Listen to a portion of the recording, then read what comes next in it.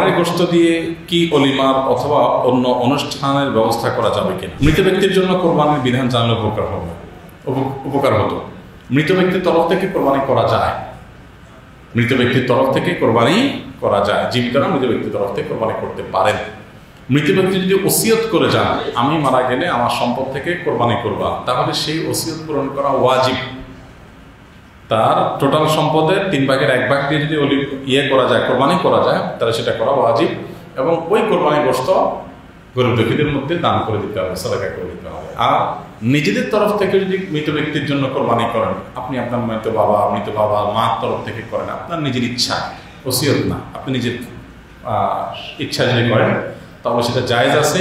এবং এর গোশত আপনি নিজের গোশত যেরকম খেতে পারেন, দান করতে পারেন, এটাও আপনার ইচ্ছাধিকার থাকলে আপনি নিজে খেতে পারবেন, দান করতে পারবেন নিজের কোরবানির মতো। কোন ওলামা ইকরাম বলেন যে মৃত ব্যক্তির কোরবানি জীবিত ব্যক্তির সাথে যুক্ত করে করলে জায়েজ আছে। তবে সাহাবা ইকরামের আমল থেকে আমরা জানি আলী রাদিয়াল্লাহু তাআলা আনহু মৃত ব্যক্তির তরফ থেকে কোরবানি করেছেন, নবী করিম সাল্লাল্লাহু আলাইহি ওয়াসাল্লাম করেছেন। অতএব মোটা দাগে মৃত ব্যক্তির তরফ থেকে জীবিতরা কোরবানি করতে পারবেন। কোরবানির গোশত দিয়ে কি অলিমার অথবা অন্য অনুষ্ঠানের ব্যবস্থা করা যাবে কিনা? কোরবানির গোশত দিয়ে অলিমার আয়োজন আমরা অনেকে করি। বিশেষ করে অনেকে বিয়ের আয়োজন, বিয়ের অলিমা, এই অনুষ্ঠানগুলোকে কোরবানিদের পরপর রাখেন।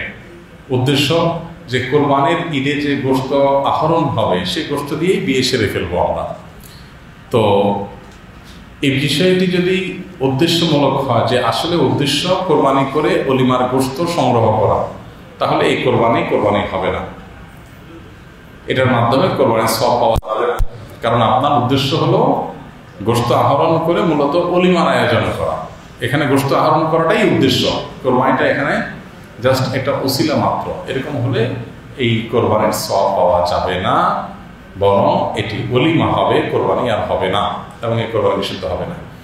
আর যদি ইন্টেনশন অলিমা ছিল না, কোরবানি আপনি প্রতি বছরই করেন, এবছরও করছেন, একটা গরু করতেন আগেও এখনো, তো কাকতে আপনি অলিমাতে খাওয়াইছেন, তাহলে অসুবিধা নেই, সেটা জায়েজ আছে। কারণ অলিমাতে যে খাওয়ানো হয় এটা কোনো বিনিময়ের ভিত্তিতে খাওয়ানো হয় না।